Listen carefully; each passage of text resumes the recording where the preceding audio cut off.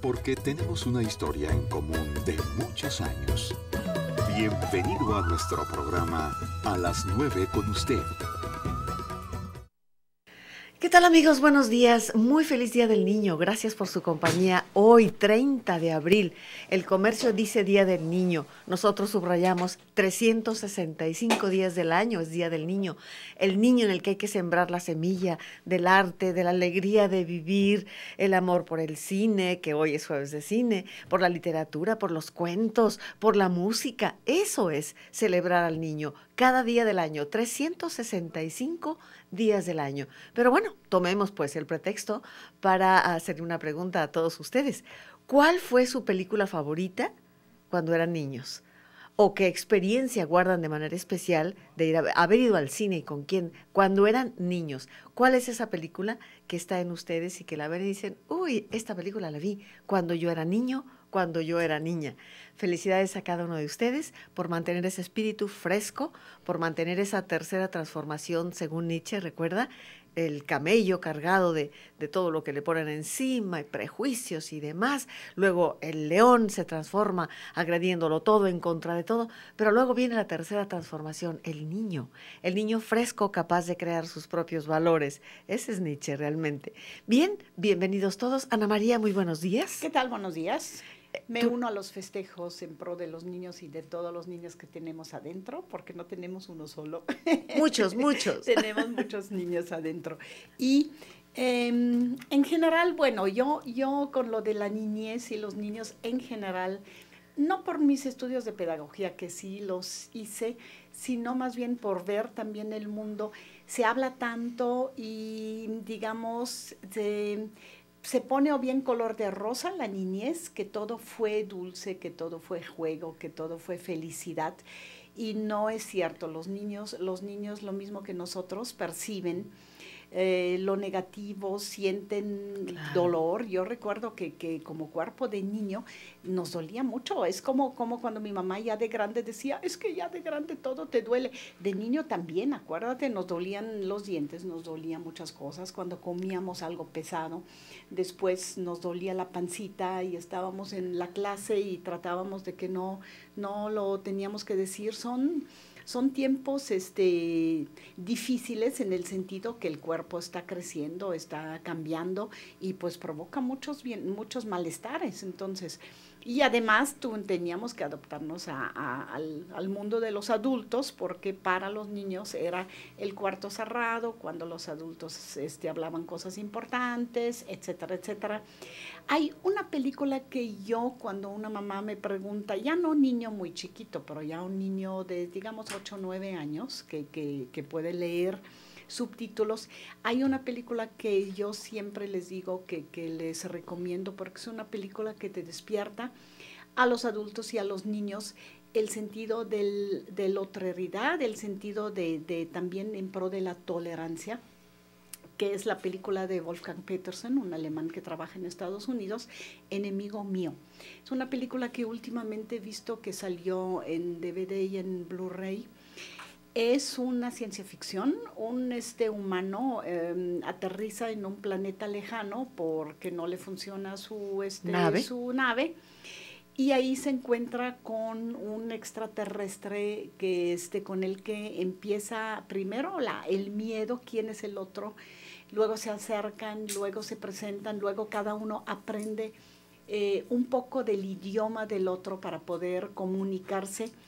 Hay dolor, hay muerte, pero también hay amistad y hay entendimiento. Sí. Es una película muy bien hecho, muy bien hecha. Los efectos especiales son maravillosos, los personajes son maravillosos y no es aniñada, no es el mundo Disney que para los niños todo lo invierte o lo convierte más bien en infantil, ¿no? Desde lo que platicamos hace una semana, de los cuentos de hada que Disney los cambió. Si hoy quieren de veras disfrutar con sus hijos una película de la que después puedan platicar sobre derechos humanos, sobre derechos, yo diría, derechos de aliens, derechos de no humanos, y sobre todo despertar su interés a través de una buena historia, muy buena película para adultos y para niños, es Enemigo Mío. Bien, pues ahí está. Y la invitación es a que participen con nosotros. ¿Cuál fue su película favorita de niños o esa experiencia excepcional? El teléfono es el 3030-5350 para que marquen. También tenemos abierto hoy con Roberto Rábago el 3030-5385 para que llamen y participen y nos compartan. Yo no puedo olvidar que muy, muy chiquilla debo haber tenido tal vez 5 o 6 años. Mi padre me llevó a ver El ladrón de Bagdad. ¿Usted conoce esta película, tú, Ana María? Sí, El claro ladrón que de sí. Bagdad, maravilloso. Además fui sola con mi padre y era un cine que no tenía techo en ese entonces, esos cines abiertos por el calor. Y entonces, y estar con mi padre hablando y me platicaba de los genios de la lámpara, de las alfombras voladoras, de un desierto maravilloso, una gema roja en la que decía, a ver, quiero ver dónde está la princesa. Y entonces en la gema roja aparecía. Pero todo esto es de las 1001 noches. ¿Te puedes imaginar? Sí, claro, sí. Entonces Pero película es una que, película que clásica, yo guardo. De veras sí, es una película sí, clásica del Hollywood profundo. Sí. Muy, muy bien hecha, que acabo de verla también porque es una de las preferidas de mi suegro también, Don Beto. ¿Sí? Y el ladrón de Bagdad lo ve por lo menos, yo creo que una vez al mes me pide verla. Entonces se la pongo y nos divertimos porque sí es una buena película. A mí me parece ¿Verdad una que buena sí? película. El Sí, genio, sí. se llamaba El ladrón de Bagdad. Luego hubo segundas interpretaciones, segundas versiones, pero venía la transformación del amigo en perrito y luego un genio espléndido, gigantesco así. Las 1001 noches en pleno, así que fue una experiencia que me marcó. Y ya en general, ya con el tiempo, valorando películas infantiles, yo sugeriría Historia sin fin, que es maravillosa y que habla de la necesidad de la fantasía en la vida, ¿no? Y de cómo ante la falta de fe se va diluyendo esa fantasía y se va muriendo la princesa. En fin, es una realización muy, muy bella también de un libro de ¿no? Mijael Ende, literaria también. Que también el libro es muy bonito. Y también está impreso, porque son 2 textos, el texto del niño que lee y luego la historia que lee. Y esos 2 textos están impresos en distinta tinta.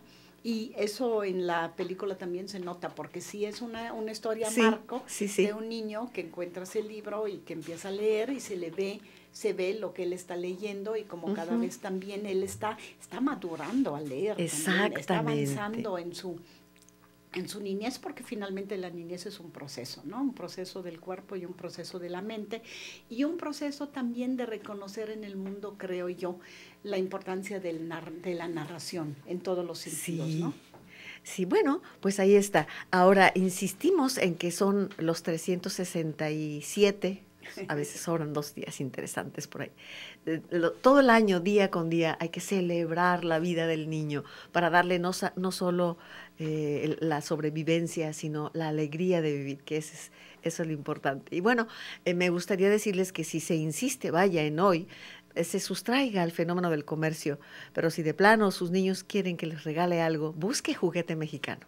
El Juguete Mexicano extraordinario, desde las canicas, los trompos, los valeros, los payasitos que giran, las lanchitas que les enciendes un cerillo y van aventando en el agua, en las fuentes, barcos de papel. Lleve a sus niños, conviva con ellos. En todo caso, ese sería el regalo. La convivencia para un niño es extraordinario, convivir con un adulto, pero no porque lo lleva junto con toda la familia.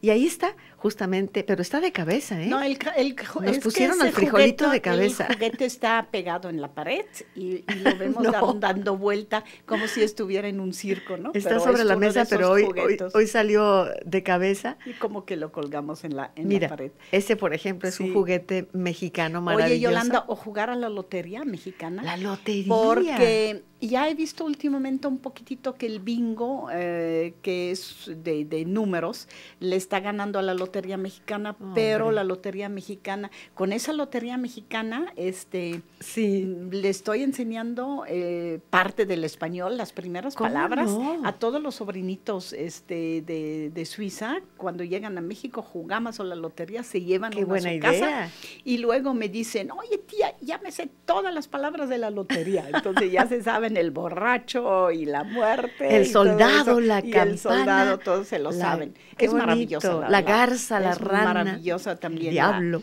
las imágenes, ¿no? De la lotería. Fíjate que sí, qué bien que lo dices. La lotería mexicana es maravillosa. Nosotros desde niños jugábamos y entonces se jugaba la nana con la tía, con la abuela, con la vecina. No había brechas generacionales. Todo el mundo jugábamos lotería. Y de pronto cada quien repetía la misma tabla.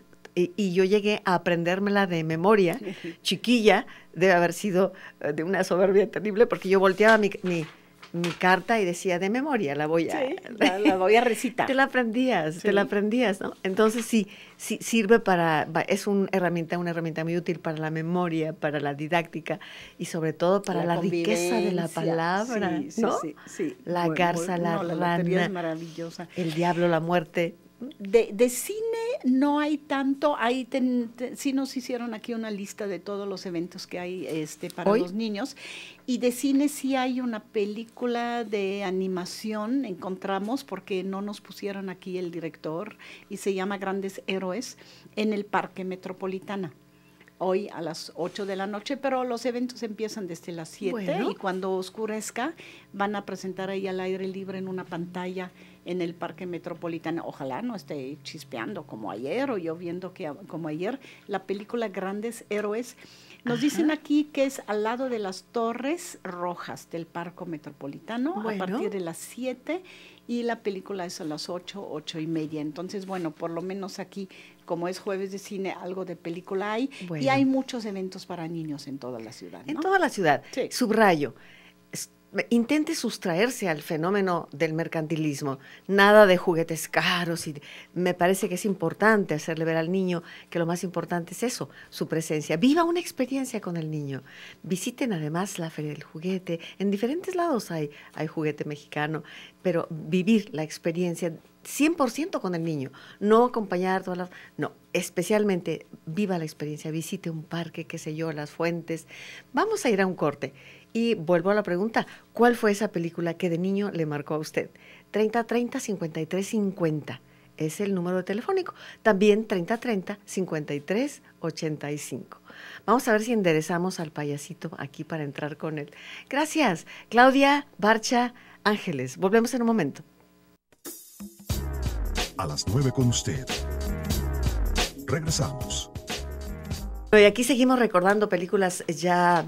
Bueno, que ya de adultos vimos, infantiles, con ese corte, maravillosas. Yo les comentaba del Castillo Vagabundo de Miyazaki, que me parece maravillosa las películas de él, y especialmente esta, ¿no?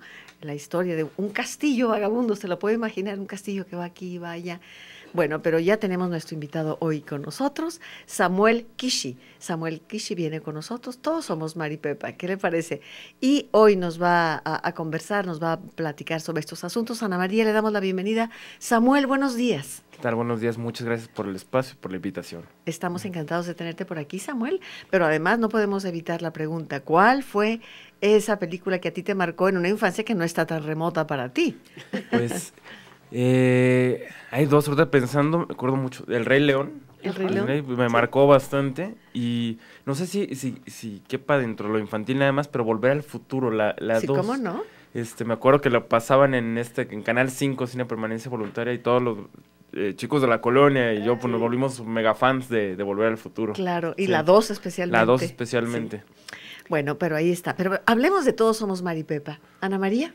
Sí, no, hablemos de Kishi primero, porque te invitamos, porque nos dio mucho gusto leer y escuchar de que Somos Mari Pepa está dentro de los Arieles, que vas a estar ahí en México, a ver qué pasa con ella, y que, bueno, sí fue desde el corto que vimos hace varios años y que nos gustó, me acuerdo que aquí estuviste platicando de él. Sí. Entonces, pues podemos... empezar quizás con el corto y la película. ¿El corto fue como piloto o lo habías pensado como corto y luego de ahí te nació la idea de hacer el largo? ¿O lo hiciste como Kenia Márquez, por ejemplo, quiero hacer un piloto para conseguir el dinero para el largo? ¿Cómo lo concebiste? No, lo primero que ocurrió fue que queríamos contar un cortometraje, así de sencillo. Y a la hora de estar haciendo todo el vaciado también de las ideas, y que se quedaron atrás varias anécdotas, y conforme fui trabajando con los chicos durante el proceso de la preproducción del cortometraje hasta la postproducción, pues ellos siguieron volviéndose mis amigos, seguimos haciendo como una familia, y yo notaba que sus preocupaciones de adolescentes eran las mismas que tuve yo, 8 años atrás, y que mi hermano tuvo también, y que todos en la colonia teníamos, y en el barrio.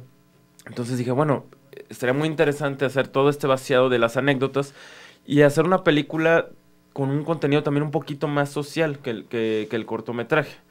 Entonces, pues bueno, nos reunimos, otra vez todo el grupo que hicimos el cortometraje, y empezamos a escribir el guión, los que empecé a escribir con Sofía Gómez Córdoba, que ahorita va a empezar a filmar su ópera prima, que se llama Los Ojos de Schrödinger, también con el mismo crew de producción, Toy Rodríguez, Tom, como que generamos esta familia. Ya hicieron su grupo de producción también. Exacto, y pues lo empezamos a escribir la película pues de manera súper acelerada. Yo creo que en enero empezamos, y ya para febrero, finales de febrero y a principios de marzo ya teníamos una versión de guión. Ya para agosto ya teníamos como 4 versiones y ya estamos preproduciendo la película. Fue un proceso muy acelerado. Pero creo que es muy, muy afortunado lo que hiciste, porque sí, el concentrar todo en un cortito, y como trabajas con gente real, no tienes actores, tú eres tal y tienes tu guión ya fijo, salen otras historias, y entonces sí, a nivel natural, nació el largometraje, de como si fuera el cortito de cada uno de ellos, un poquitito, ¿no? También. Sí, así es. Hablas también incluso lo dices en entrevistas, que quisiste hacer un homenaje a tu abuela, pero un homenaje también al barrio donde conviviste de adolescente y de niño. Sí, así es. Y también yo también lo siento muy tapatío, en el sentido de cómo hablan, de lo que les interesa. Obviamente que viviendo aquí compartimos mucho de eso, y yo incluso cerca de Atemajac estoy. ¿De qué barrio estamos hablando? Sí. Soy de Atemajac, de todo, por la Constitución, La Gusa, Colinas, Lomas de Atemajac, todo por esa zona. Muy bien. Fueron tus rumbos. Tus rumbos, sí, pero fue tu feudo, porque como niño tiene uno como el feudo, incluso ahorita con graffiti marcan, ese es parte de mi territorio, y en aquel entonces me imagino que no hacían grafitis, pero sí sentían que cada vez extendían más quizás ese rumbo, ¿no? Sí, ese centro de Atemajac. De hecho, es bien chistoso porque teníamos la broma de que decíamos que Finisterra comenzaba después de Plaza Patria. O sea, ya no sabíamos qué podía haber más, qué peligros había. Entonces era como toda nuestra zona. Bonita. Podíamos navegar por la Consti, hasta irnos para la Seattle y todo eso, que es más fresón, o hasta por el mercado de Atemajac. Pero pues ahí era nuestro, como dices, nuestro feudo, pues. A partir de Plaza Patria no sabíamos si habían dragones o qué otras cosas, nos podían atacar. No, seguramente había cosas muy malas de Zapopan, de Plaza Patria para allá en Zapopan, cosas muy, muy malas. Era otro mundo, ¿no? Sí. Otra galaxia casi. Y en tu niñez todavía había maizales, había campo abierto, había algo. Yo recuerdo que todavía ahí nosotros nos mudamos como en los 80, y todavía podías ir a buscar tus jícamas a los campos, y te los vendían así, que tú los arrancabas, ¿no? Pues era un poquito más como yendo pasando la Colonia Constitución, como yendo para donde está el Auditorio Telmex, y eso ahí sí había muchísimo. Sí. Sí, nosotros como que ya se estaba urbanizando más, ya la colonia se estaba asentando, y ya no nos tocó eso, pero sí nos tocó una época donde, yo digo, los 90s eran épocas salvajes, pues, porque... No sé, que en la clase media, que nos tocó vivir, la mayoría de los papás de mis amigos y mamá, pues se la pasaban trabajando. Entonces, de pronto éramos chavos que a las 9, 10 de la noche estábamos afuera jugando en la calle, chavos de 8 años, 9 años, y no había ningún problema. Ningún peligro. Se podía jugar fútbol incluso en la calle, y de pronto pasaba por ahí un automóvil. Vaya, no era como ahora, ¿no? Sí, exacto. Ahorita no. Ahorita ya más bien el feudo se vuelve todavía más... Las cercas se vuelven más pequeñas, pues, y creo que ya muchas veces ya se limita a un videojuego, casi igual internet. Samuel, tú hablabas de que te diste cuenta que las preocupaciones tuyas de infancia y de adolescencia eran las mismas de tu hermano, de tus amigos. ¿Cuáles eran estas preocupaciones principalmente? Pues, ¿qué voy a hacer? ¿Qué voy a hacer con mi vida? ¿Qué me voy a dedicar? Las chicas, principalmente era toda la situación con el sexo opuesto, pues. Sí. ¿De verdad nos van a pelar? ¿Cómo le hacemos para que nos pelen las muchachas? Y bueno, después de ahí partía las calificaciones, la chamba, ¿a qué me voy a dedicar? ¿Qué voy a hacer de mi vida? Voy a tener la aceptación de mis padres. Quiero llegar a ser como mi papá, como mis papás también, o sea, como cuestionarse todo ese tipo de cosas. Porque veíamos también que no les estaba yendo tan bien. Y lo mismo ahorita, dices, bueno, igual la vida va a cambiar a cierta etapa, vas a ser más seguro, vas a tener más certidumbre y eso, y de pronto veíamos que no era cierto, pues, o sea, que seguían peleando por el trabajo, que no había esta chamba, que no había esta seguridad, que todo el día era vivir el día a día. Entonces, pues eran una de las preocupaciones que finalmente si no las reflexionabas al 100%, las sentías sufrías siempre en la pancita todo el tiempo, era como, bueno, ¿qué voy a hacer? Y esto lo plasmas en el trabajo, en esta película que has hecho. Sí, pues es una de las búsquedas de Somos Maripepa. Y también entonces el unirse alrededor de un juego de fútbol o de un conjunto de rock, une también como, y te da para el momento como un sentido a la vida, ¿no? No sé si así se nota en la película y así lo quieres plasmar. Y me parece que eso es lo valioso en la película, como es tan pegada a tus vivencias, sí se nota ese espíritu, primero de frescura, porque tus personajes son muy, muy frescos, muy espontáneos, pero luego también no te vas al campo a hacer el campo ajeno, el México de profundo, etcétera, sino es de lo que yo sentí, viví, percibí, les paso lo que yo ya como hombre adulto veo de mi niñez y de mi adolescencia, y eso se me hace sumamente valiente, y sobre todo para una ópera prima en la que uno pues quiere poner así como toda su filosofía de la vida y todo eso, y tú, no diría la palabra limitas, sino tú observas, tú describes, aquí por ejemplo vemos cómo estaba en pantalla.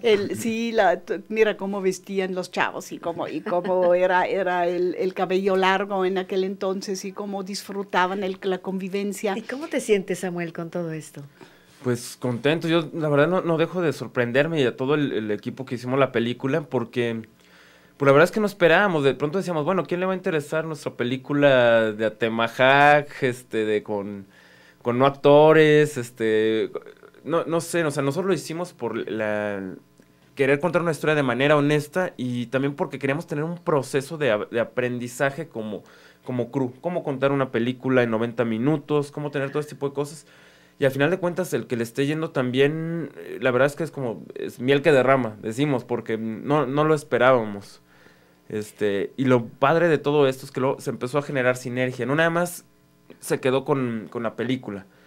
Sigue otra película, hay otros proyectos en puerta, entonces hay un camino, pues, que hicimos de manera colaborativa y entonces la verdad me siento muy bien. Fíjate, qué interesante la pregunta que nos compartías, ¿y qué voy a hacer? Pues ya está tu puerta abierta ahí, ¿eh? Sí, ya hay un camino, ya hay otra bandita de rock. Más bien te exigen hacer más de lo mismo. Y creo que se dice mucho que para que una película sea, y sobre todo ópera prima, que sea exitosa, es sobre todo sentir atrás la visión del autor y que sea universal, pero no hay nada más universal que lo local. Es decir, si yo observo a mi nivel local y mi interioridad de la familia, tu relación con tu abuela y entre los chavos y todo eso, creo que eso es lo universal, no tanto que se reconozca Guadalajara, ¿verdad? Corte y regresamos, 3030-5350, 3030-5385. Samuel Kishi con nosotros esta mañana. Volvemos. A las 9 con usted. Regresamos. Bueno, tenemos muchas llamadas, numerosas llamadas. David Martínez nos dice a propósito del videito que vimos de el payasito frijolito dando vuelta, juguete mexicano. En el Museo Nacional de la Cerámica Jorge Wilmot se inaugura la exposición El Juguete Mexicano. Hoy, 8 de la noche. Ahí está, hoy, 8 de la noche. Mari Carmen Mercado, saludos. ¿Dónde se presenta el corto y cómo se llama? Todos somos Maripepa. ¿Y se presenta, Samuel? Bien, la película se va a presentar en el último trimestre del año. Ya estamos afianzando fechas, pero sí se va a tener su estreno comercial, por fin. Muy bien. Sí, encontró un distribuidor en México. Sí, eso sí, cada vez es una apuesta. Y el corto sí es más difícil que lo veamos. ¿Cómo le hacemos con el corto? Bueno, lo vamos a subir ya a redes sociales Ok. un mes antes del estreno de la película De para la que vaya película. como a la par y también que está padre como para que vean como el proceso del, Sí. del cortometraje al largometraje. Y aquí te tenemos también una sorpresa ahorita a propósito. Pero bueno, Mari Carmen Mercado, saludos. ¿Dónde se presentará el corto y cómo se llama? Ahorita lo vemos, ya comentó Claudio Eduardo. Una película que me gustó muchísimo de niño fue Indiana Jones. Nos dice Cazadores del Arca Perdida. Ay, sí, me encantó. Y cuando abren finalmente el arca, todos esos efectos especiales que aniquilan a todo aquel que estaba ahí. Son los Indiana Claudia Jones, Estrada. son fuertes Sí, a mí en me encanta. acción y en también en bastante brutales en algunos momentos, así Sí, que así así muy, muy infantil no es el Indiana Jones. Hilda nos dice, Hilda Díaz, también vi la película El ladrón de Bagdad y yo quería, dice, ir lo más pronto que pudiera a Arabia. Claro, pues si hay alfombras voladoras, imagínese. Bueno, también en Latinoamérica, pregúntele al gitano Melquiades cuando llega a Macondo y las esteras voladoras también en Latinoamérica. Claro. Federico Velasco, a mí de niño me fue muy mal, porque yo fui el octavo, dice, éramos 8 y todos los hermanos nos querían mandar. Los 7 machos de Cantinflas fue la primera película que vi, nos dice. Marta Rangel, a mí me gustó muchísimo la película El niño y la niebla. Dice, me gusta y me encanta el programa. Gracias, Marta. Leopoldo de la Mora, la película favorita, sí, El ladrón de Bagdad. Yo me creía Alexander Korda. Yo me creía, dice el personaje. Alexander Korda fue el director. Nos dice, sí, gracias. Priscila Aguayo, yo vi La Sirenita, película que me llevaron a ver mis papás y mis hermanos. Nos dice, bueno, pues aquí hay la pregunta, ¿cuál es su película favorita? ¿Y qué les parece si vamos a María, ¿quieres presentar nuestra siguiente Sí, video? y para ir a nuestro siguiente corto Sí. que nos comparte aquí Claudia y también Samuel Kishi, Sí. pues un poco, tú estudiaste en la universidad la carrera, bueno, la licenciatura, ¿verdad? De Sí. Artes Audiovisuales. Sí, ¿Y tu corto lo hiciste todavía dentro de los estudios, el que vamos a ver? no, fue después de los estudios, en una época de depresión donde no podía, acababa de salir, no tenía nada de presupuesto, la verdad es que era como otra vez la incertidumbre de salir de la carrera, escribí un cuentito que se llama Acerca del drama a los calcetines. Entonces lo quería hacer en animación, no tenía dinero para hacerlo, me desesperé un poco y dije, bueno, voy a bajar material de internet y voy a hacer un ejercicio de montaje con este cortometraje. Entonces, material de internet que no tenía derechos de autor o que ya lo habían abandonado por licencias y esas cosas. Hicimos esto y tuvimos la fortuna de ser seleccionados en el Festival de Cine de Guanajuato. Estuvimos en competencia en cortometraje experimental, creo que fuimos los únicos mexicanos en competencia. Y pues bueno, después ganó un festival aquí en Guadalajara, no el de Cine Guadalajara, otro de cortometraje. Sí. Y ganó un premio como de 30,000 pesos. El corto nos costó 250 pesos y le dijimos, pues bien. Muy bien, Sí, pues sí. aquí está este corto. ¿Les parece si lo vemos y lo Lo seguimos vemos y comentando, luego lo por favor? platicamos. Adelante, Claudia. Los calcetines.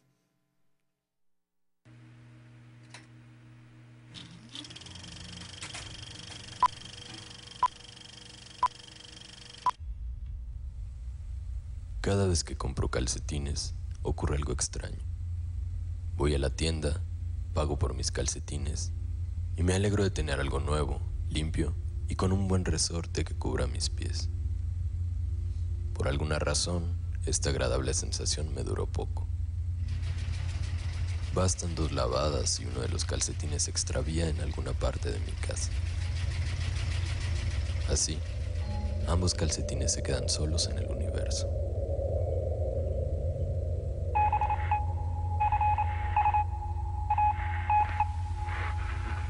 Después de buscar y molestarme por la gran pérdida, decido aceptar la realidad. Me digo a mí mismo, hey, el mundo sigue girando, piensa en cosas buenas. Hoy es un día soleado, disfruta la vida. Entonces decido reemplazar al calcetín ausente con uno de un color similar. El nuevo destino de este calcetín será rotar con otros calcetines sin encontrar su par otra vez. Así pasa el tiempo y ese calcetín que se queda conmigo es usado 1 y 1,000,000 de veces hasta que se desgasta, se llena de agujeros, su resorte pierde sus poderes y luego algo ocurre.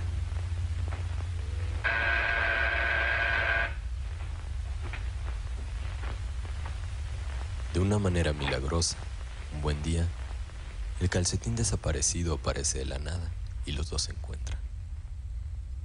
Solo que ahora es demasiado tarde, ya que, por mucho pasado que hayan tenido juntos, ya no se parecen. Comparo los calcetines y me doy cuenta de que en algún punto dejaron de ser su otro yo. Así que tiro el calcetín viejo y uso el nuevo. Repito la historia hasta que llega a su inminente final.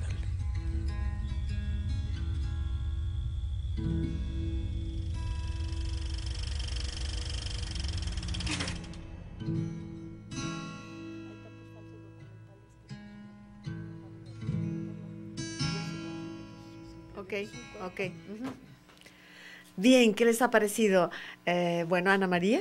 Sí, Samuel, platícanos, ¿lo metiste o te lo metieron en lo de experimental, pero finalmente de tu parte fue escoger de material y de distintas épocas del cine y de noticieros y de muchas cosas, material que luego tú armaste? Incluso a mí me parece para mostrar, por un lado, sí tiene mucho de hombres depresivos, deprimidos, de la fuerza también de los medios, de la importancia de tener, como también se hace hoy mucho, de armar una película a través de un mosaico o de un puzzle de impresiones, ¿no? También del pasado.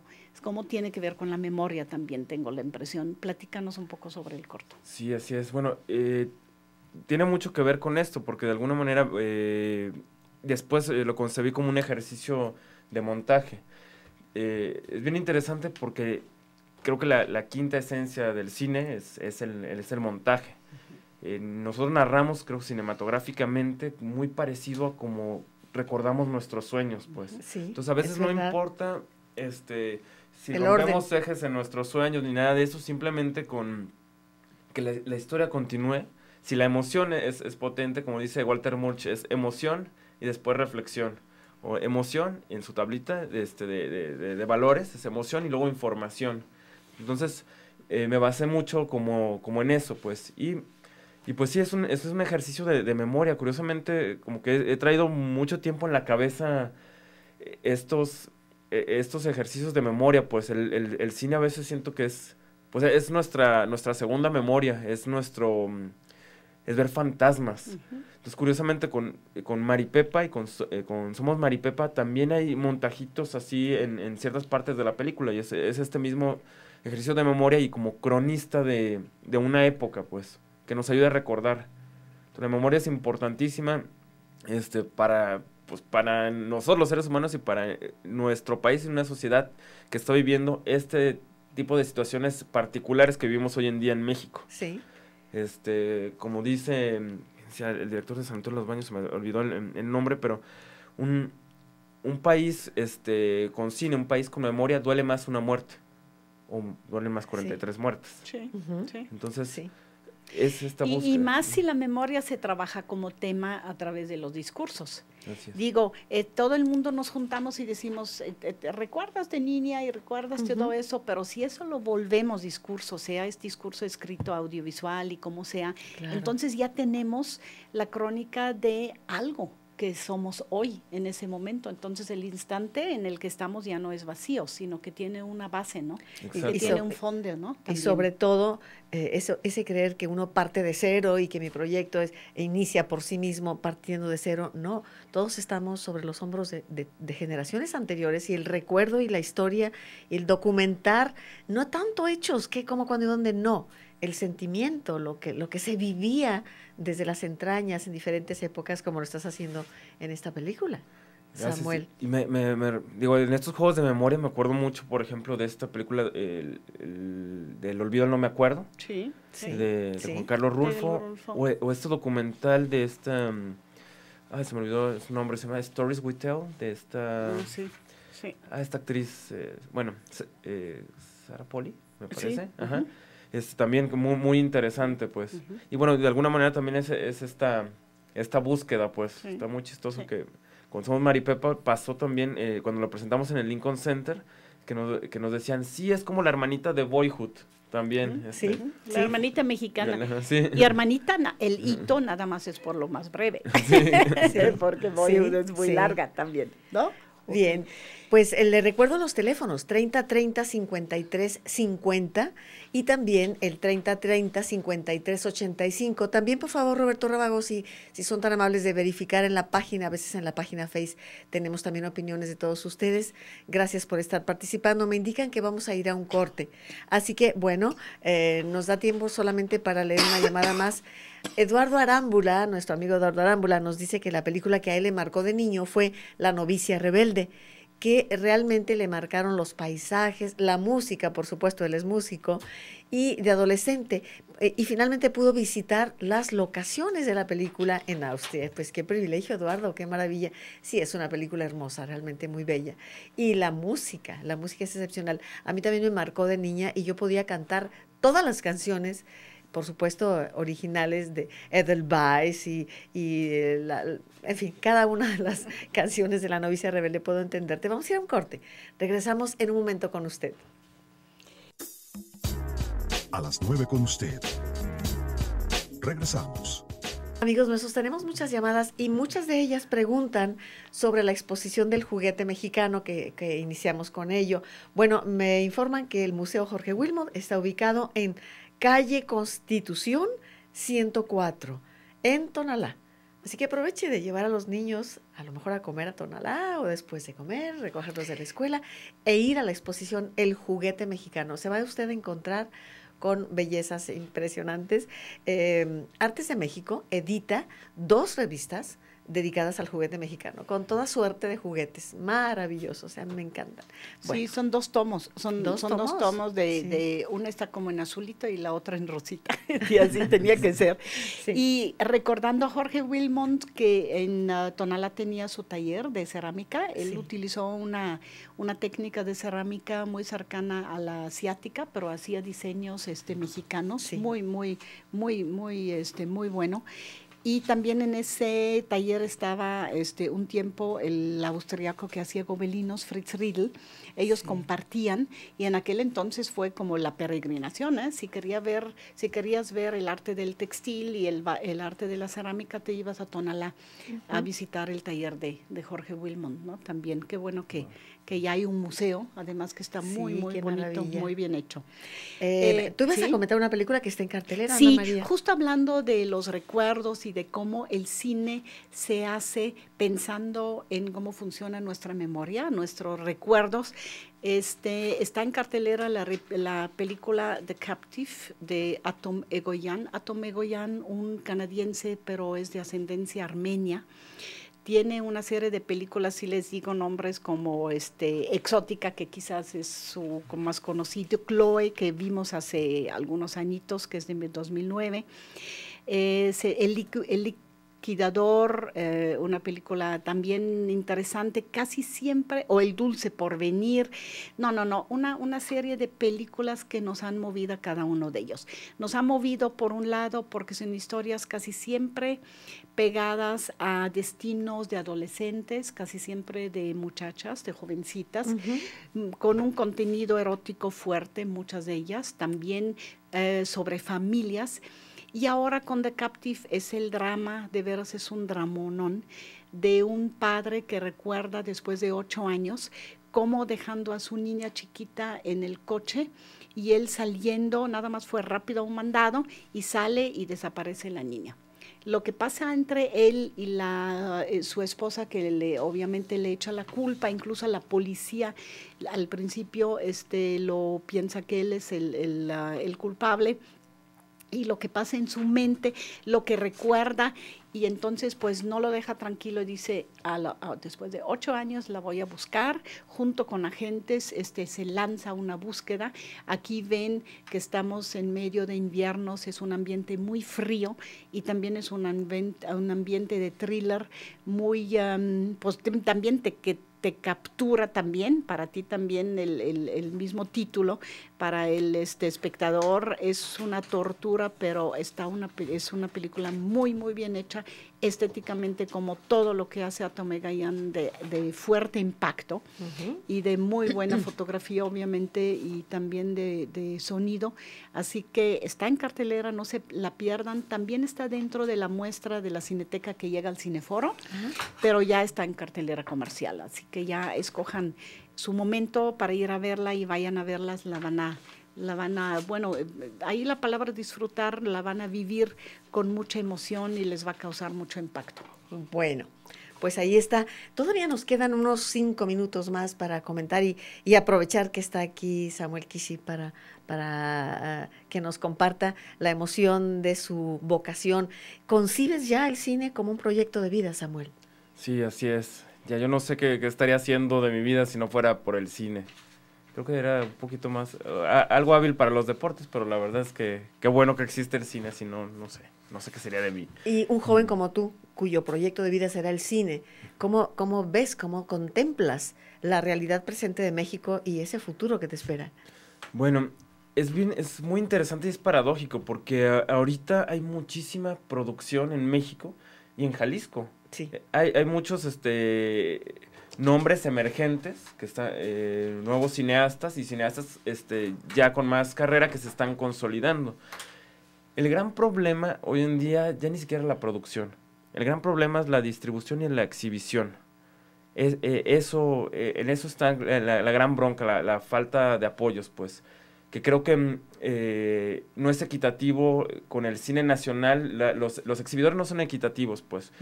O digamos, no son justos. Yo sé que como mercado, pues obviamente, pues tú le tienes que dar más cabida a los Avengers, a todas las grandes películas, pero se tiene que proteger el cine nacional. Claro. Creo, para que crezca la industria. De nada nos sirve que nuestras películas se estén exhibiendo una semana, le den el semanazo y vámonos. Sí. Que queden olvidadas y Avengers esté en 18 salas. O sea, sí. Entonces creo que sí sería muy interesante, pues, que el gobierno forme políticas más proteccionistas para hacer que nuestro cine, pues, vaya creciendo, vaya en aumento. Creo que hay varios ejemplos. Corea del Sur creció bastante, en Claro, Francia también, claro. o sea, los mismos norteamericanos son muy proteccionistas con su cine, o sea, es muy difícil que entren películas extranjeras al mercado norteamericano. O sea, tienen que pasar muchísimos filtrajes. Entonces, aquí creo que necesitamos eso, necesitamos ese apoyo para crecer como industria. Qué bien que lo has dicho, Samuel, porque además, bueno, no estamos hablando de un proteccionismo absurdo, a ultranza, como un niño, no, se trata de una protección, un cobijar inteligente. Exacto. Pensando en un futuro del cine mexicano, en un presente y en un futuro. No puede ser que, por ejemplo, tu película esté en los Arieles y veamos que va a ganar algún Ariel o no lo gana, pero ahí está y no la hayamos podido no ver en el cine comercial, ¿no? Así es. Pero ahí en el fondo creo que no va a ser posible romper esa inercia. No, las cadenas de cine que tenemos va a ser muy difícil romperlas. Es como no te vas en contra de, pues sería como Don Quijote contra los molinos, ir contra Televisa y Azteca o contra Cinépolis. Bueno, ni modo, digámoslo. Pero lo que sí han hecho en Europa, y creo que tenemos que hacerlo y podemos hacer mucho también nosotros, los cinéfilos, es que se han creado cines junto con el Estado exhibiciones alternas, es decir, toda una red de cines de arte, salas chicas bien bien equipadas al 100, con sus buenas cafeterías, tienen una parte de librería también, y ahí se pasan las películas suizas, por ejemplo, alemanas, nacionales, antes incluso de que vayan al extranjero, antes se le da. Sí. Entonces hay IMCINE junto con la Cineteca, con algunos pequeños inversionistas, incluso con las universidades, poder tratar de veras de armar en Guadalajara, en Ciudad de México, en otras partes. Ya la Cineteca está tratando de meter salas en otras partes, pero tendrían que estar bien atendidas y bien equipadas también, porque no vamos a ver un DVD, ¿verdad? Así es. Entonces ahí podemos hacer mucha presión de que eso se haga, porque creo que contra el negocio del cine, de los grandes consorcios, no vamos a poder, pero sí hay que hacer aceptar nuestro nicho y decir, tenemos que hacer esa ruta alterna para el cine mexicano y el latinoamericano. El latinoamericano está maravilloso, el chileno, el argentino. ¿Dónde lo vemos? No lo vemos. Lo vemos una vez al año en el FIC, si nos va bien, porque hay mucho, pero si le ponemos muchos kilos y si hay apoyos, entonces sí podemos tratar de levantar algo así. Yo no veo cómo vayamos a colar todas las películas mexicanas, por ejemplo, a las grandes salas, ¿no? Claro, lo importante, pues como dices, no es tanto colarlas, sino abiertamente privilegiar al cine mexicano porque nos define, nos da identidad y nos presenta ante el mundo en la parte creativa y artística que es México, ¿no? Entonces, me parece esta respuesta que nos da Ana María, una red de cines de arte por todo el país, pues es maravilloso. En cada ciudad, en cada lugar, una sala de arte cuando menos, no aquí que de pronto se pone la película a las 12 de la noche y un día o dos, sí, pero para ello pues tenemos que la ciudadanía también participar, el empresariado que diga, yo me aviento con esto, es un proyecto interesante incluso, me parece que hay opciones, primero la voluntad de hacerlo, y antes que la voluntad, el reconocimiento inteligente de lo que significa este tipo de proyectos, ¿no? Claro, así es, y pues bueno, o sea, y ¿cómo se dice? La creación de estos públicos, pues, o la reconciliación también con los antiguos públicos que ya también están un poco decepcionados quizás del cine mexicano y que yo creo que ya no lo creo, la verdad es que viene muy buena propuesta, digo, el cine mexicano acompañado del cine latinoamericano. Sí. Hay mucha oferta, hay cosas muy interesantes. ¿Cómo no? Muy padres y la verdad que no le tienen nada que pedir a otro tipo de producciones. Samuel Kishi, ha sido un gusto dialogar contigo. Felicidades por esta nominación a los Arieles, varias nominaciones. Recordarle al público que sí se verá en cartelera, me decías, en la cartelera comercial incluso el último cuatrimestre del año. El último trimestre del año. Último trimestre, hay que estar pendientes para apoyar esta iniciativa. Claro, volverás al programa y nos platicas ya que esté en cartelera. Claro que Samuel Kishi hoy con nosotros.